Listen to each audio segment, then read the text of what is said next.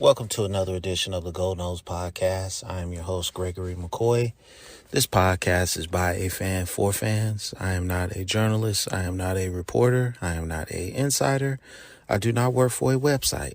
The majority of my content comes from me, in my opinion. Other information comes from the internet. Great win against Boston College. I think you have to take that with a grain of salt. The only real threat on offense was Flowers, the receiver.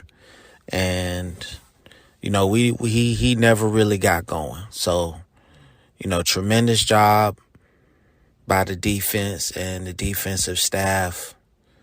But, the real test, or a real test, comes this week against Wake Forest. I mean, they put up 45 points against Clemson. I feel like we're a better offensive team than Clemson. So I think we can put up points on Wake Forest too. But Clemson has a better defensive line than us. But I feel like we have better linebackers and better DBs. So we're going to find out, what the strategy is. I think Wake Forest is going to be able to have a little bit more success running the ball against us versus passing. But ultimately, I feel like it's going to be a shootout. Just like the Clemson game, I feel like it's going to be a shootout. I don't think it's going to go into overtime. I don't think it's going to go into the 40s and 50s. I think ultimately it's going to be like a low 30s type of game. And if we can get one of our guys back, Lovett or Verse, that will go a long way. I was really impressed with Patrick Payton and his pass rushing skills. I think he can be a player for us. I like the young guy, Lyons. He showed me something. So, they even had Leonard Warner out there. So he played okay. And Briggs. So, we got some depth on the defensive line. And it's going to be really interesting to see the combination of players that they go with on the defensive line. Offensively, what they did in the Boston College game, running the football, getting different receivers involved. I know there has to be a Micah Pittman package of plays. There has to be. And I don't know if they're just saving it for one of these next 3 games, but I think eventually you're going to see that. But it's just crazy that they haven't done that yet. Like I said, if there is a Deebo Samuel clone out there, it is Micah Pittman. And it's crazy that you're not utilizing him in that way. I think Micah Pittman would be crazy on a traditional screen. You can see how good he is just on those little tunnel screens that you're doing. The one little wrinkle that I liked from the Boston College game is when they ran the tunnel screen, they had him in motion running to the ball, and he caught it in stride and just took it up the field versus just standing there waiting on the ball. So I like that little wrinkle they put in there. Not a real big fan of tunnel screens because I always feel like they're going to get picked off if you have some really good corners. But you're going to find out a lot about Florida State over the next 3 weeks. Pretender or contender. And I hate that phrase, but I think it really,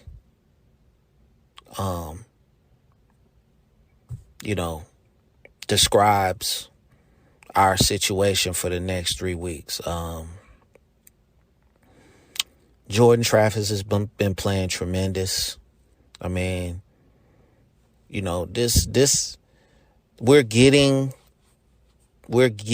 building towards being a traditional Florida State team. I don't think we're there yet. But, Benson, I mean, tremendous power runner, man. I can't say enough good things, but the running game is just crazy. So the passing game is crazy. The offensive line is playing pretty good.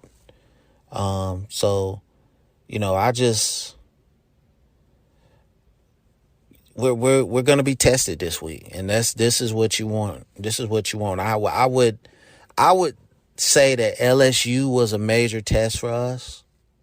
I would say Louisville was a major test for us. I don't feel like Wake Forest, NC State, or Clemson are better than Louisville or LSU. I just think they've had easier schedules. I would say NC State is probably the hardest of those teams. I feel like NC State is the best of those three teams, and they're going to give us the roughest time. But I feel like if we come out and we play our A game, I think we can go 3-0 in this stretch. But it's really incumbent upon us to play our game and minimize mistakes, turnovers, mental mistakes. I feel like if we do that, we can win. And a combination of getting some of our guys back. But, the next three games is really going to tell us if we, like I said in the instant reaction, if we can win the next three games, I think you can realistically talk ACC championship. But you would have to say that the ACC Atlantic to this point is one of the better divisions in the country. I think you would have to say that to this point. I don't know where it's going to end up, but I would say to this point that that's one of the better divisions in the country. And the ACC gets a lot of flack for football. When it comes to versus like the SEC or the Big Ten. Just we're ranked also. Don't let me forget that. We are ranked. Like I said in the instant reaction, I didn't see them. A lot of these people on these Facebook pages and Instagram pages and blogs or whatever, we're gonna be inside 20. I said, nah, they don't even want us to be ranked. The AP, the Associated Press, for some reason, everybody hates Florida State. So I said, it will be ranked, but it'll be between 20 and 25. And I 23, I was right. So whatever. Rankings at this point mean nothing to me. Rankings have never meant, it's just somebody's opinion. To me, it's all about what you do on the field. If you handle business on the field, everything else going to take care of itself. I understand the significance of being ranked, but to me, it's never really been important. Even when we were rolling, even when we went wire to wire number one in 99, it wasn't that big of a deal to me. The most important thing is if you're a great team, you want to you wanted to be in the final two at the end of the year. And, now with the playoff, you want to be in the final four at the end of the year. So rankings don't really hold any weight with me. They never have. It's just somebody's opinion. It's the Associated Press, it's the media. It's just somebody's opinion. And it's just something to draw viewership to these games, and that's all it is. So, it's a certain segment of this fan base that puts weight into being ranked. I respect y'all, but at the end of the day, in the grand scheme of things, it doesn't mean anything. You have to take care of business on the field, and it'll everything else will take care of itself, like I said earlier. So, we got a major, major test coming up against Wake Forest. This is, for a team that, doesn't get the quote unquote top guys. I mean, to go out there and play toe to toe with Clemson the way that they did. I mean, I think I heard on the broadcast they had like 40 or 50 4 and 5 stars on their team. I mean, that's a lot of talent, quote unquote. Again, the whole star system is somebody's opinion. You don't know what's in a player's heart. You don't know what's in a player's mind. So, kudos to Wake Forest for going out there and playing them guys, to almost a win. I think, Florida State, we're going to have our hands full. I don't pencil this. I had this through 5 games. I had us at 2-3. And really, to be honest with you, I had us losing all 3 of these games. Just being honest. But if we can, a success through this 3-game stretch to me is 2-1 or 3-0. Anything less is a failure. I don't care who we beat. I don't care who we lose to. But, worst case scenario, 2-1. Best case scenario, 3-0. And, the effort through the first 4 games, it's not going to work in these games. Because these next 3 games, these teams are very well coached. Whereas your first 4 games, Louisville is very well coached. They, for whatever reason, stopped running the football. Because realistically, they had that game won. But they wanted to get cute with Malik Cunningham. And they lost. LSU, again, they didn't figure it out until the end. I mean, you could easily be 2-2 right now, Florida State. So I don't think you can stick your chest out just yet. Get through this 3-game stretch, 2-1 or 3-0. Okay. I mean, I think you can realistically say, okay, we going places. But 0-3 or 1-2, that's not good. So, I think it's really on Mike Norvell.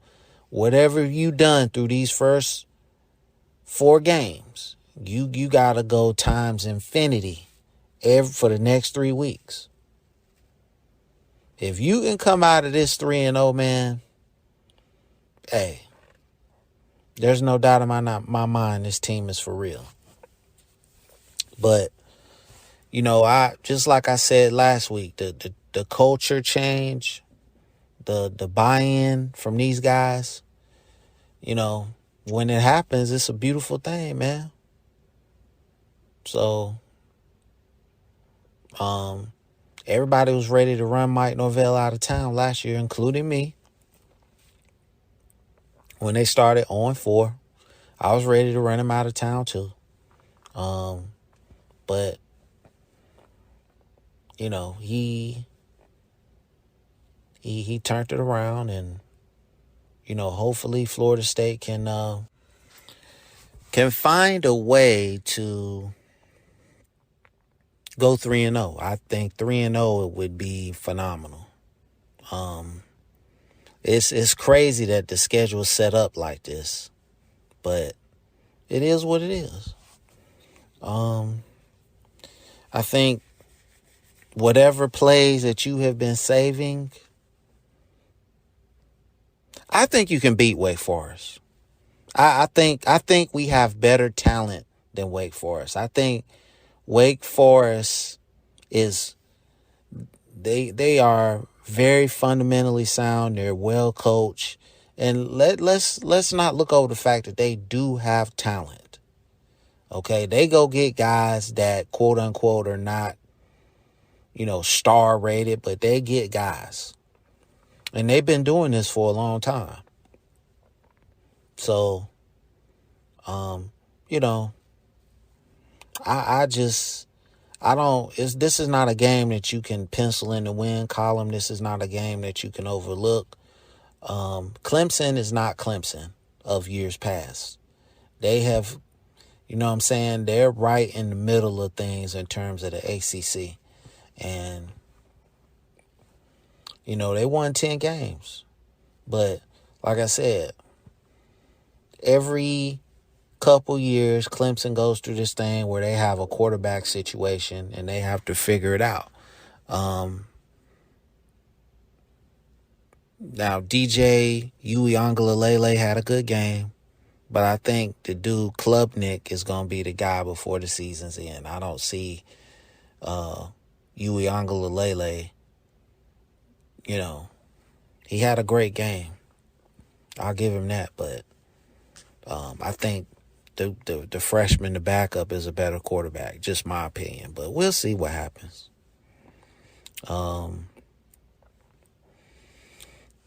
Offensively, you're going to have to be a little bit more creative. I don't think you can just keep running that little read option draw play up the middle. I understand that's where your power is, but you're going to have to be a little bit more creative on offense. Tua Philly, Pittman, to me, and even Benson. Benson showed me something. You're going to have to create something for those guys. You're going to have to create something for Cam McDonald. You got so many weapons on offense. So, you just going to have to get in the lab and just figure out some stuff, man. And because Wake Forest, with their quarterback, Hartman, they're going to put up points. Now, the one thing I will say, our DBs are better than Clemson's, but, Wake Forest might have the best group of receivers in the ACC. It's neck and neck between them and Florida State, in my opinion. So, they're right there. They was eating those Clemson DBs for lunch. Defensively, like I said in the instant reaction with the weird zone read mesh delay thing that they run, I wouldn't even play the run, because the gimmick is, okay, freeze you with the run, pull it out, and just go deep.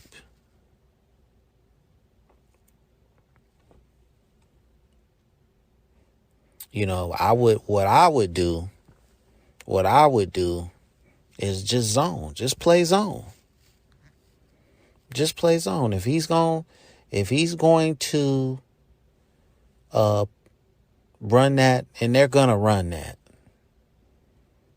I would you have to have a very good defensive line against that type of scheme, and Clemson does, and they were not successful at running the football, but it was just the inexperience of the Clemson defensive backs that really came through in that situation. So I think our cornerbacks are very good and very talented. I don't see us getting beat like that, but you never know. Like I said earlier in this podcast, I think this is going to be a shootout. Wake Forest is going to come and hit you in the mouth. Okay, this isn't going to be like Boston College, and you got to respond. They're coming off a heartbreaking loss to Clemson. They're going to be hungry. We're coming off a big-time win over Boston College. Are we going to be fat and happy? So, this type of game and this type of, not letting your team get complacent, that's coaching. And, I really feel like Mike Norvell, this is where you're going to earn your money right here. This is where you're going to earn that contract extension. These next 3 games. You go 3-0 in this stretch, I could see you being the coach at Florida State for years to come. If you go 0-3 in this stretch, the jury's still going to be out on you. You can't come out of this 4-3. Worst case scenario, 6-1. 6-1. And I really don't care who we beat. I don't care who we lose to. But I would listen. I want to beat Clemson so bad, just to end that streak of losing. We haven't beaten them since 2015, 2014. I'm not sure, but it's been a minute. And so it's gonna be really interesting these next 3 weeks. But I don't want to look past Wake Forest. I don't even want to think about NC State. I think NC State is the harder of these 3 teams. But make no mistake about it, we're going to find out a lot about Florida State over the next couple weeks. I think one of the biggest no-brainers in college football right now is Deion Sanders to Georgia Tech. It just makes so much sense.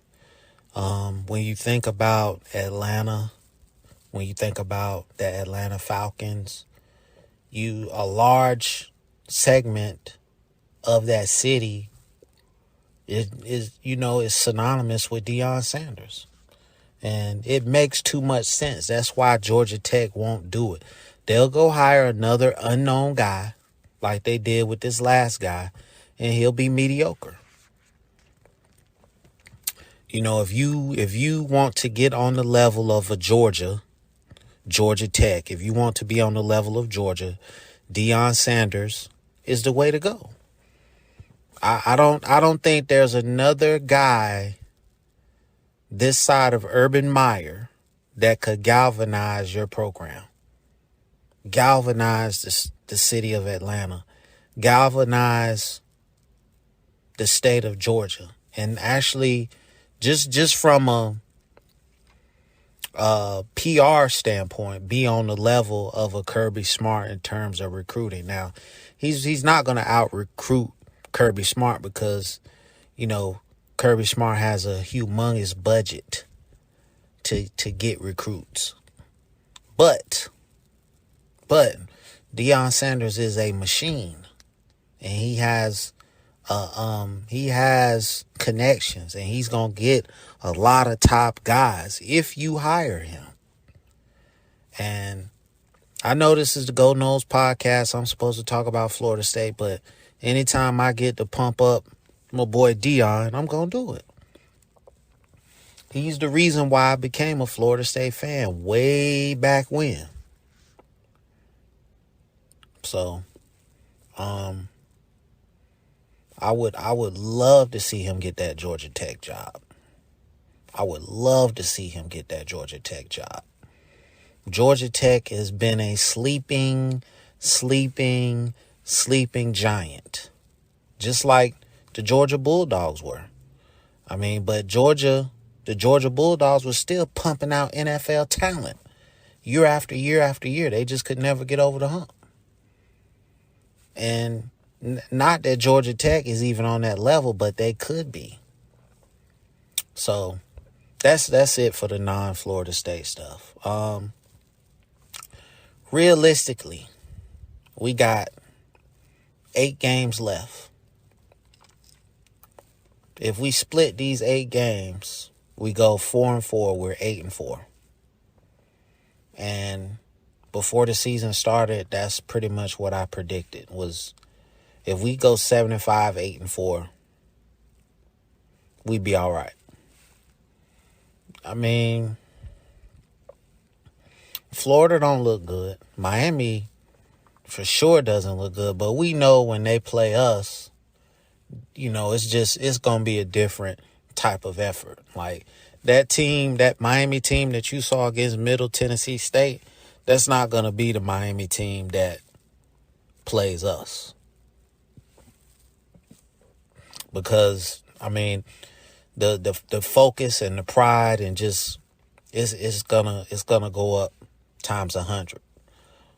So, Florida State fans, I mean, you can take, whatever, pride, solace, whatever you want to call it, in the fact that Miami got beat by Middle Tennessee State. But I guarantee you that that's not going to be the Miami team that plays us. So I don't even worry about stuff like that. Again, Miami, another sleeping giant. I didn't think Cristobal is the guy that could galvanize South Florida. He just doesn't seem like that kind of guy that can galvanize South Florida in terms of recruiting. So, from what everybody says, he's a good coach. Whatever. And then the guy up in Florida, I mean, I don't know anything about him. So, but I don't judge guys based on their first year. I judge them, after 3 or 4 years. And we'll see. Because it's, you're going to get talent at those two universities. You're going to get talent. So, maybe Van Dyke was kind of overhyped a little bit, but he is missing some of his top receivers. So, we'll see what happens with those two schools. I'm not ready to pencil those in as wins because those are rivalry games, and we've seen,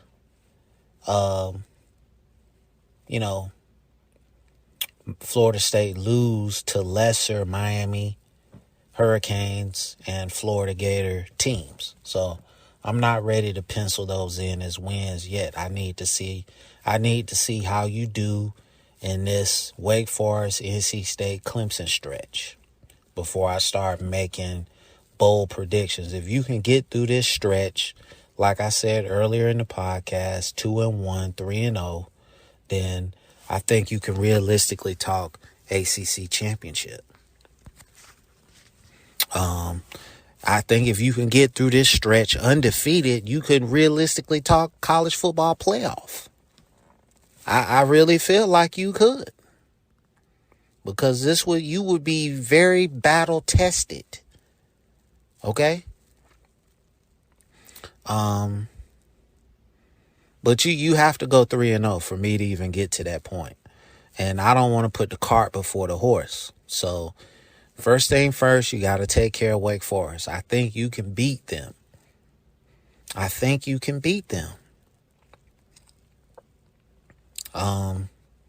But you have to score.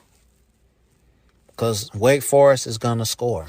And, like I said, they play that weird offense with the read option mesh.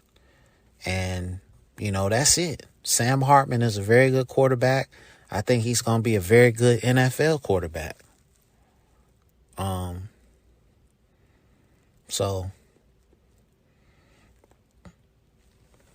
But again, Clemson is not Clemson right now.